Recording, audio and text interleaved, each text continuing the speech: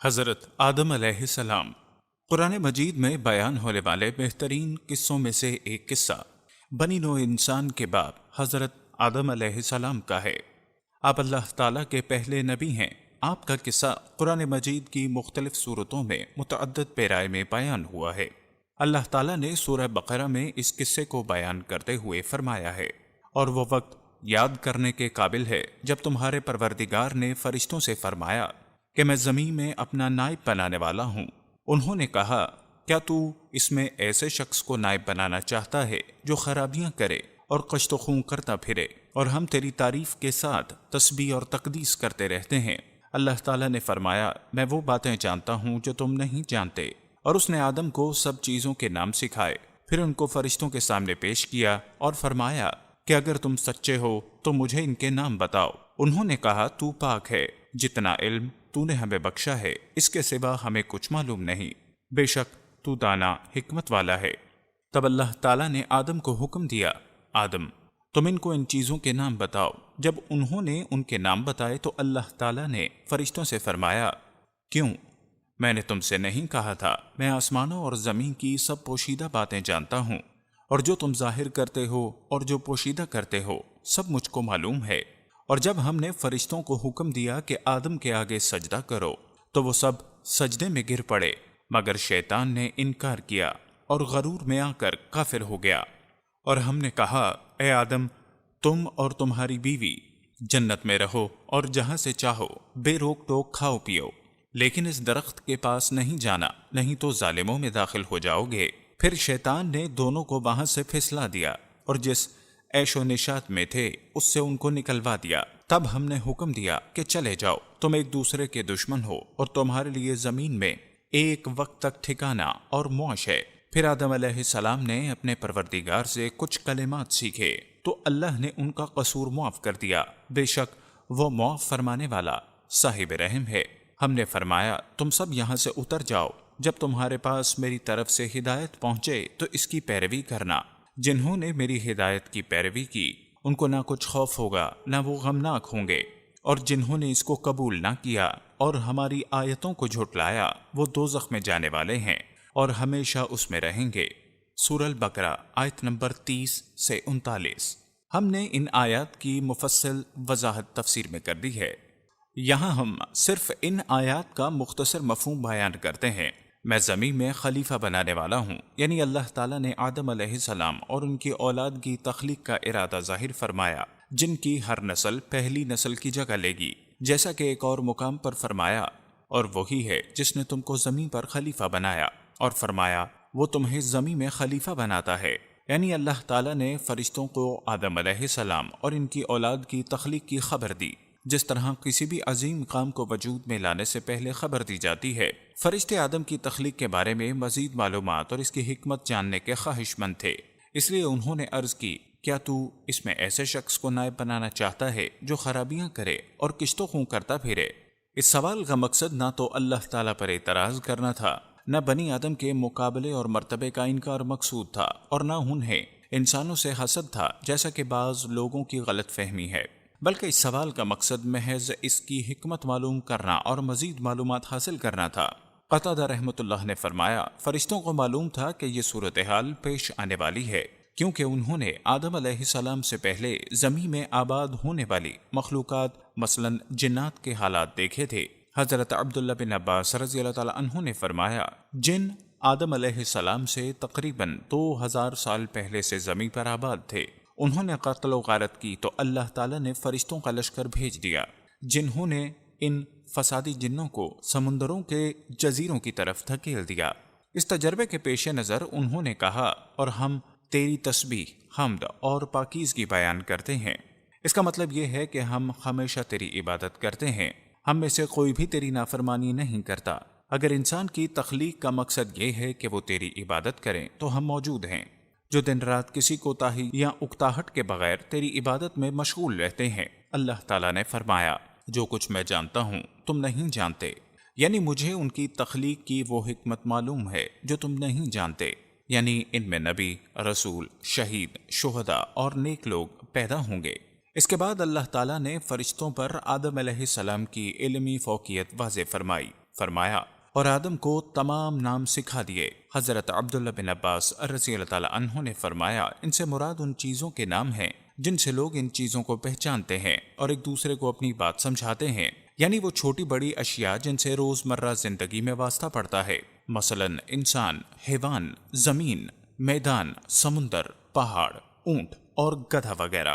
حضرت ابن عباس رضی اللہ تعالیٰ عنہ نے فرمایا اللہ نے انہیں رقابی اور ہنڈیا کا نام بھی سکھایا، ہر جانور، ہر پرندے اور ہر چیز کا نام سکھایا۔ حضرت سعید بن جبیر قتادہ اور دیگر علماء نے بھی یہی فرمایا۔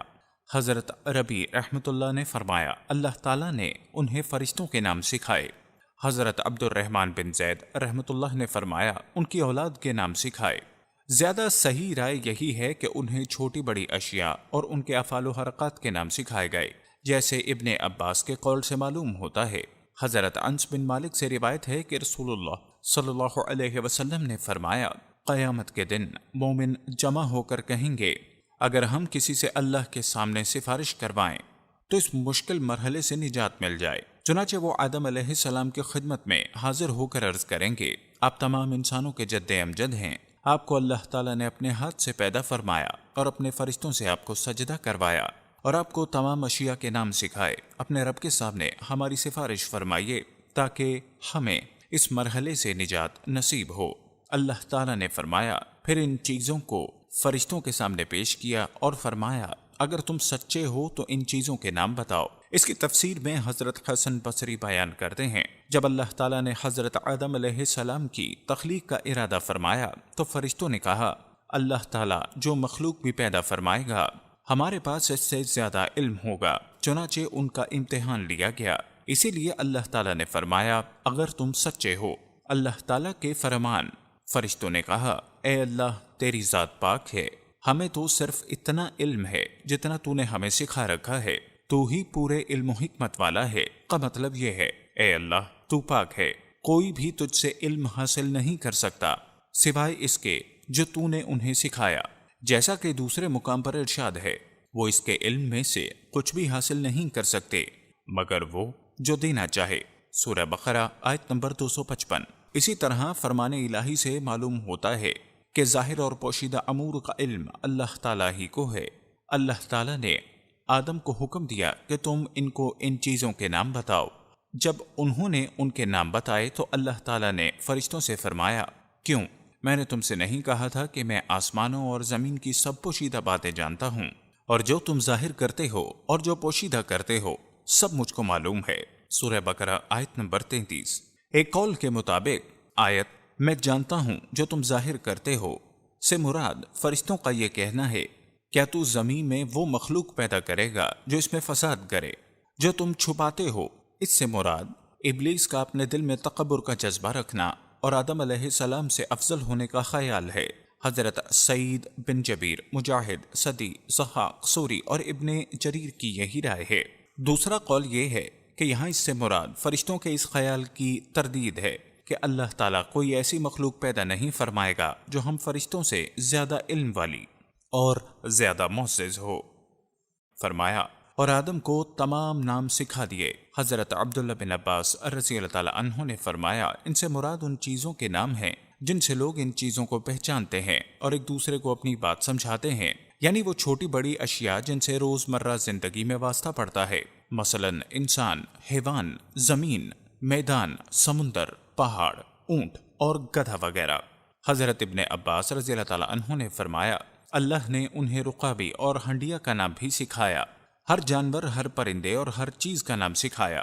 حضرت سعید بن جبیر قتادہ اور دیگر علماء نے بھی یہی فرمایا۔ حضرت ربی رحمۃ اللہ نے فرمایا اللہ تعالیٰ نے انہیں فرشتوں کے نام سکھائے۔ حضرت عبد الرحمن بن زید رحمۃ اللہ نے فرمایا ان کی اولاد کے نام سکھائے۔ زیادہ صحیح رائے یہی ہے کہ انہیں چھوٹی بڑی اشیاء اور ان کے افعال و حرکات کے نام سکھائے گئے، جیسے ابن عباس کے قول سے معلوم ہوتا ہے۔ حضرت انس بن مالک سے روایت ہے کہ رسول اللہ صلی اللہ علیہ وسلم نے فرمایا قیامت کے دن مومن جمع ہو کر کہیں گے اگر ہم کسی سے اللہ کے سامنے سفارش کروائیں تو اس مشکل مرحلے سے نجات مل جائے۔ چنانچہ وہ آدم علیہ السلام کی خدمت میں حاضر ہو کر عرض کریں گے آپ تمام انسانوں کے جد امجد ہیں، آپ کو اللہ تعالیٰ نے اپنے ہاتھ سے پیدا فرمایا اور اپنے فرشتوں سے آپ کو سجدہ کروایا اور آپ کو تمام اشیاء کے نام سکھائے، اپنے رب کے سامنے ہماری سفارش فرمائیے تاکہ ہمیں اس مرحلے سے نجات نصیب ہو۔ اللہ تعالیٰ نے فرمایا، پھر ان چیزوں کو فرشتوں کے سامنے پیش کیا اور فرمایا اگر تم سچے ہو تو ان چیزوں کے نام بتاؤ۔ اس کی تفسیر میں حضرت حسن بصری بیان کرتے ہیں، جب اللہ تعالیٰ نے حضرت آدم علیہ السلام کی تخلیق کا ارادہ فرمایا تو فرشتوں نے کہا اللہ تعالیٰ جو مخلوق بھی پیدا فرمائے گا ہمارے پاس اس سے زیادہ علم ہوگا، چنانچہ ان کا امتحان لیا گیا۔ اسی لیے اللہ تعالیٰ نے فرمایا اگر تم سچے ہو۔ اللہ تعالیٰ کے فرمان، فرشتوں نے کہا اے اللہ تیری ذات پاک ہے، ہمیں تو صرف اتنا علم ہے جتنا تو نے ہمیں سکھا رکھا ہے، تو ہی پورے علم و حکمت والا ہے۔ کا مطلب یہ ہے اے اللہ تو پاک ہے، کوئی بھی تجھ سے علم حاصل نہیں کر سکتا سوائے اس کے جو تو نے انہیں سکھایا۔ جیسا کہ دوسرے مقام پر ارشاد ہے وہ اس کے علم میں سے کچھ بھی حاصل نہیں کر سکتے مگر وہ جو دینا چاہے۔ سورہ بقرہ آیت نمبر 255۔ اسی طرح فرمان الہی سے معلوم ہوتا ہے کہ ظاہر اور پوشیدہ امور کا علم اللہ تعالیٰ ہی کو ہے۔ اللہ تعالیٰ نے آدم کو حکم دیا کہ تم ان کو ان چیزوں کے نام بتاؤ۔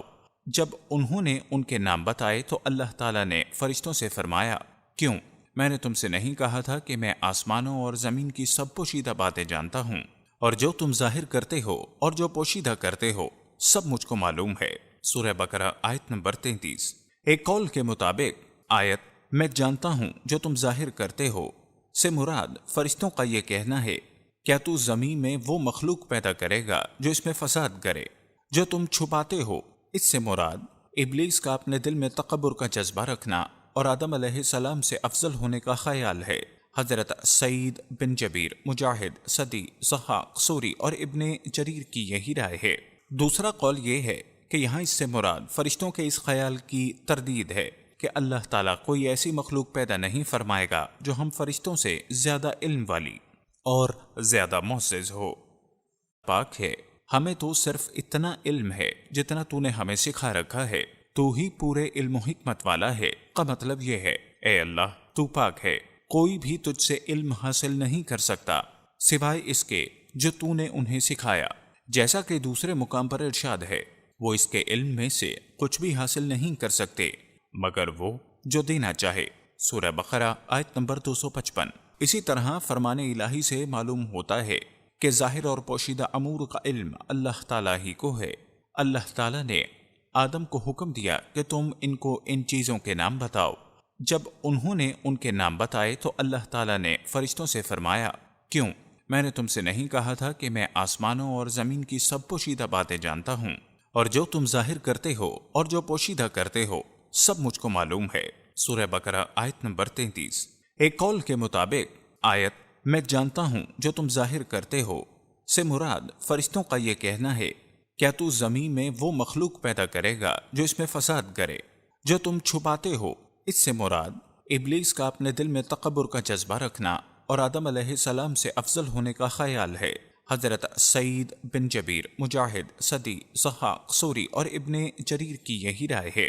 دوسرا قول یہ ہے کہ یہاں اس سے مراد فرشتوں کے اس خیال کی تردید ہے کہ اللہ تعالیٰ کوئی ایسی مخلوق پیدا نہیں فرمائے گا جو ہم فرشتوں سے زیادہ علم والی اور زیادہ معزز ہو۔ ایک قول کے مطابق آیت میں جانتا ہوں جو تم ظاہر کرتے ہو سے مراد فرشتوں کا یہ کہنا ہے کیا تو زمین میں وہ مخلوق پیدا کرے گا جو اس میں فساد کرے؟ جو تم چھپاتے ہو اس سے مراد ابلیس کا اپنے دل میں تکبر کا جذبہ رکھنا اور آدم علیہ السلام سے افضل ہونے کا خیال ہے۔ حضرت سعید بن جبیر، مجاہد، صدی، ضحاک، سوری اور ابن جریر کی یہی رائے ہے۔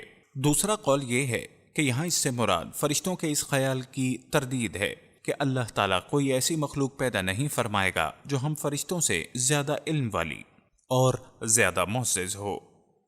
ضحاک، سوری اور ابن جریر کی یہی رائے ہے۔ دوسرا قول یہ ہے کہ یہاں اس سے مراد فرشتوں کے اس خیال کی تردید ہے کہ اللہ تعالیٰ کوئی ایسی مخلوق پیدا نہیں فرمائے گا جو ہم فرشتوں سے زیادہ علم والی اور زیادہ معزز ہو۔